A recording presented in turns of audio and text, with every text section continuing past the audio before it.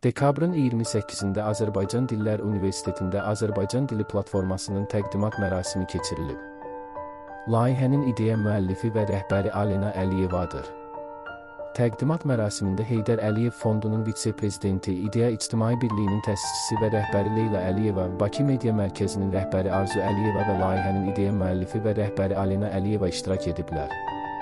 Əvvəlcə Azərbaycan Dillər Universitetinin rektoru Kamal Abdulla qonaqlara universitetin fəaliyyəti haqqında məlumat verib.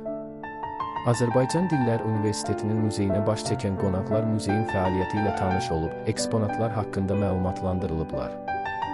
Prezident İlham Əliyevin Azərbaycan Milli Elmlər Akademiyasının 80 illik yubileyinə həsr olunmuş yığıncaqda çıxışı zamanı Azərbaycan dilinin qorunması və inkişafı ilə bağlı söylədiklərinin fonunda bu cür platformanın realizə olunmasına böyük ehtiyac var idi.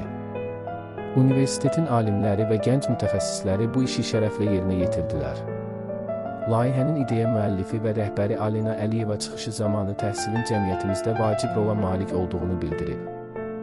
O, platformanın təqdimatı münasibətilə hər kəsi təbrik edib.